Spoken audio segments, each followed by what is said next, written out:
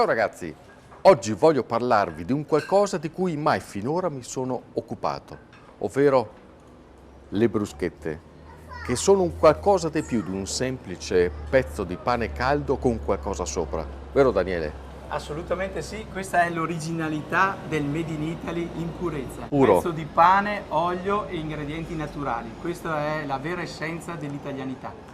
Andiamo però anche al di là. Le bruschette sono anche un modo per valorizzare chi la farcitura la produce, no? Assolutamente Gli agricoltori. sì. Per fare una buona bruschetta ci vuole una materia prima sana, veramente ottima come qualità, e poi ci vuole la maestria di un buon cuoco che sa fare il proprio mestiere. Quindi non basta scaldare il pane e buttarci sopra qualcosa. Assolutamente no, ma c'è una preparazione a monte che implica una dedizione particolare, veramente minuziosa, scegliersi il pomodoro giusto, il prezzemolo giusto, il formaggio e naturalmente a ogni bruschetta ci va una sua tipologia di olio, è fondamentale.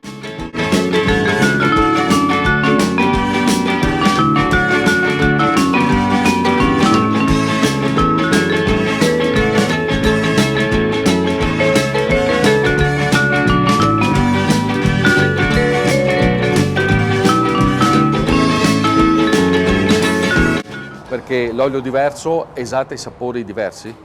Ogni sapore di olio è più delicato o più profumato in funzione della farcitura della bruschetta stessa. Quindi la bruschetta col tonno, capri, olive ci andrà un olio leggermente più sostanzioso, più profumato, Certo, più ricco. certo.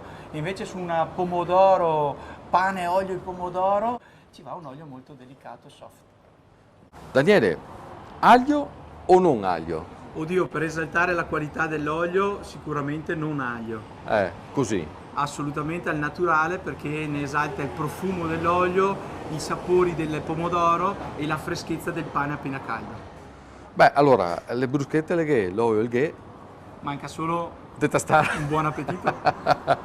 Un'idea simpatica, uno stuzzichino anche da passeggio a questo punto, vero? Assolutamente sì, siamo sotto i portoni della Bra Eh. e questo era l'emblema di quello che poteva essere la bruschetta del passeggio, una tipicità del veronese aperta a tutti quanti. Quindi voi fate una passeggiata in città e per merenda magari una buona bruschetta. Non c'è altro come una fetta di pane, olio e pomodoro. Ma quindi adesso potremmo anche se non dobbiamo andare a camminare, ma potremmo. Adesso vedi, vero? Assolutamente sì. Quale vuoi? Ah beh, io per la mia dieta personale, pane, olio e pomodoro tutti i giorni. Ma la vuole a me? Allora vorrà dire che ti mangerai quella col tonno? Tonno, capperi e olive, che fa figo. Ah, fa figo il tonno capperi. Assolutamente sì. Ecco qua. Mangio il tonno e sono figo. Ciao ragazzi, buon appetito. Buona bruschetta a tutti, da Piazza Bra. Che figo che sono. Col tonno. Buono ciò.